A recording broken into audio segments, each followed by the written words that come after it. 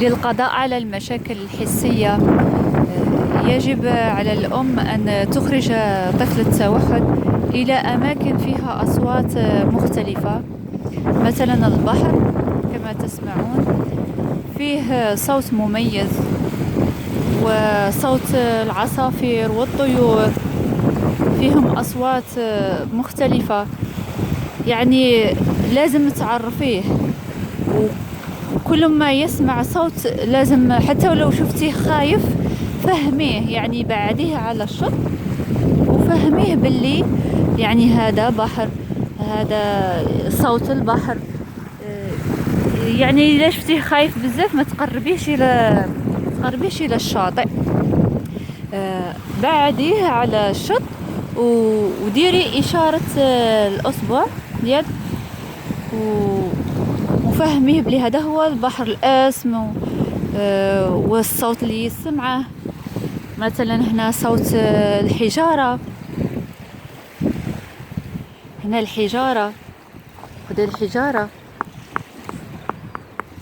عملي أصوات بها.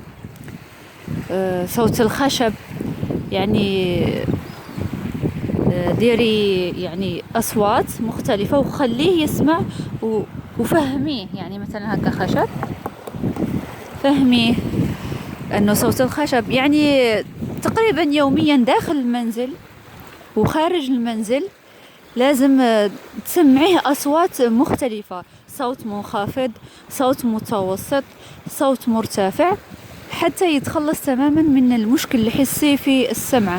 أنا ابني السنة الماضية كان يعاني من هذا المشكل وتخلص منها، ولكن في فترة فيروس كورونا لأنه بقى في المنزل مدة طويلة، رجعت له الخوف من الأصوات المرتفعة.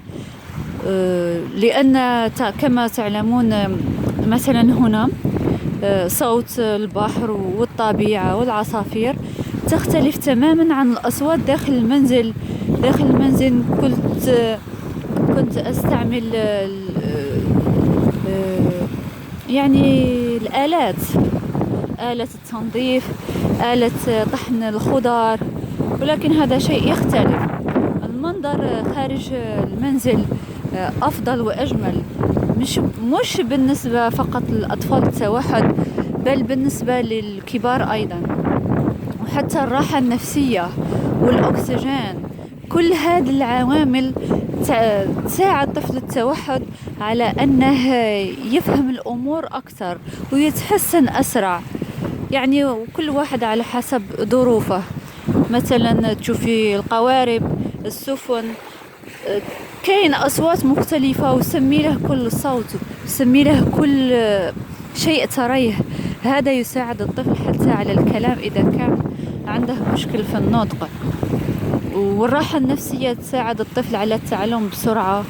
وربي يشافي كامل أطفال العالم إن شاء الله.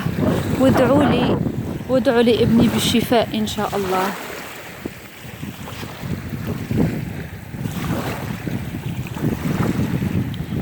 وادعمونا بالاشتراك في القناة والضغط على زر الإعجاب ليصلكم كل جديد إن شاء الله.